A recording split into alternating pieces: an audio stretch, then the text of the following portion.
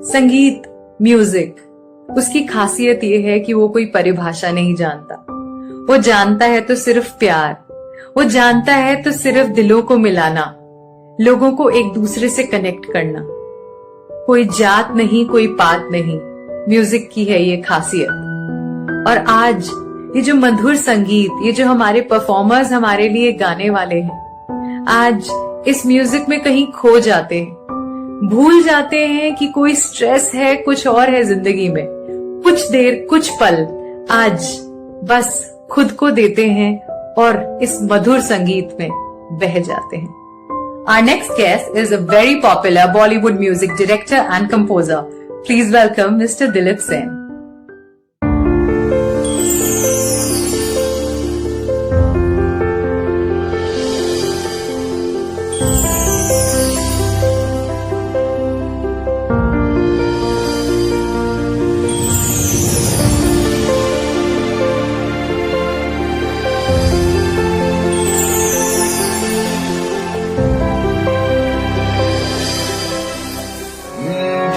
जीवन तो एक सरगम है, सात स्वरों का है बंधन।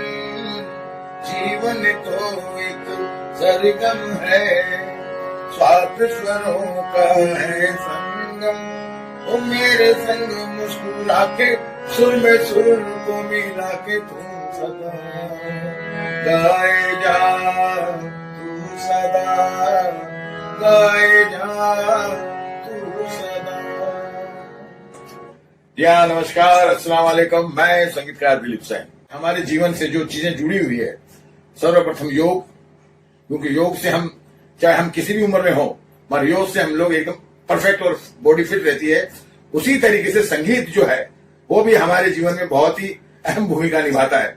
अमूमन लोगों को ये लगता है कि संगीत सिर्फ एक एंटरटेनमेंट की चीज है, और एज ए गुरु होने के नाते हमारे परिवार एक सेन परिवार से हैं हम लोग।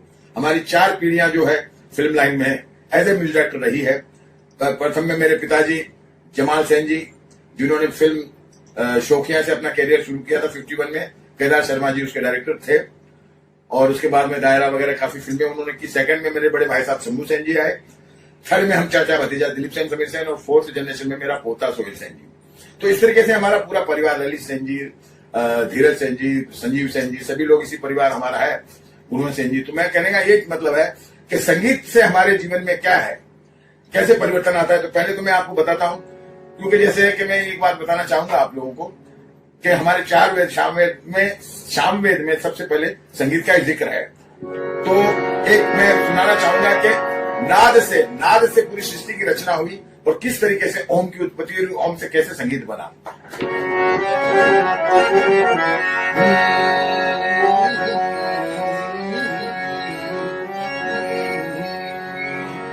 मेरे गीत तुम्हारे नाम, गीतों में प्यार का पैगाम। मेरे गीत तुम्हारे नाम, गीतों में प्यार का पैगाम। हिंदू मुस्लिम सिख ईसाई सबको यारा मेरा प्रणाम।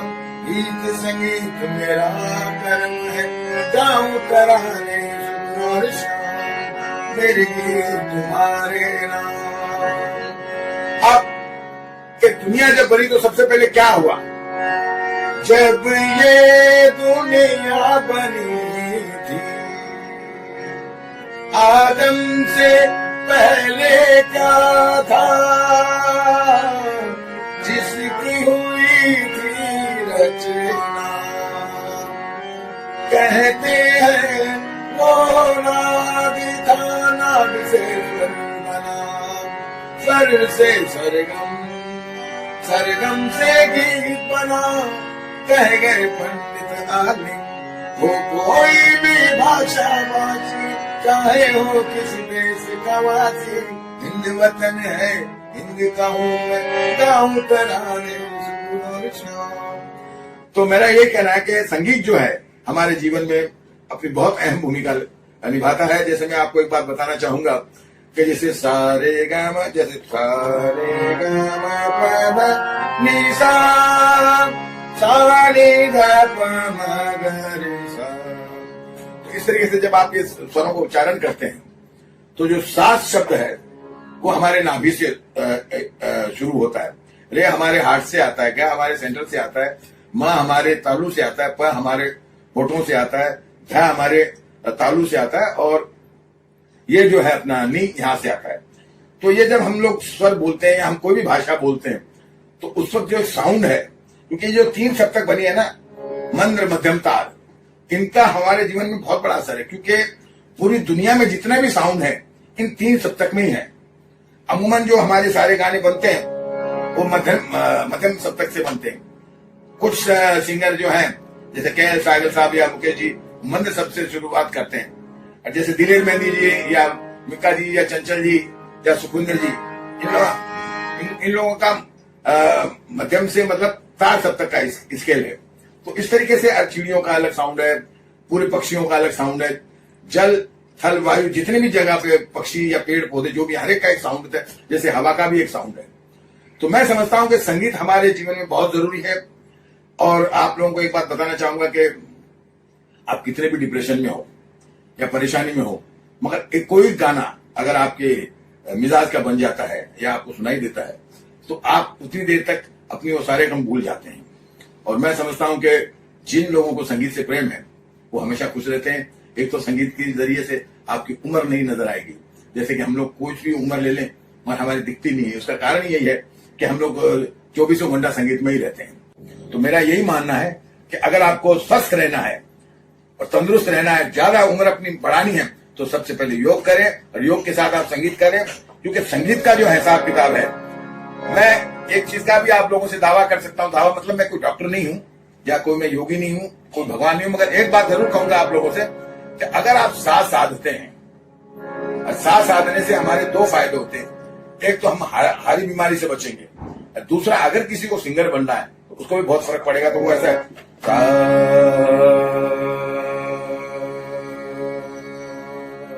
या इसको ऐसा कर सकती है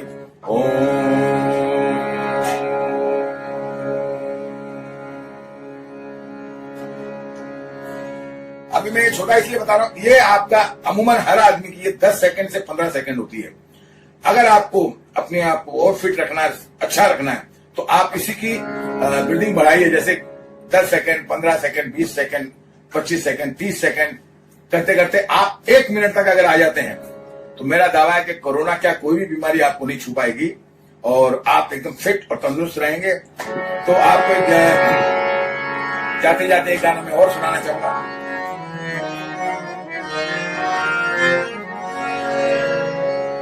अगर आसमां तक मेरे हाथ जाते तो कदमों में तेरे सितारे बिछाते।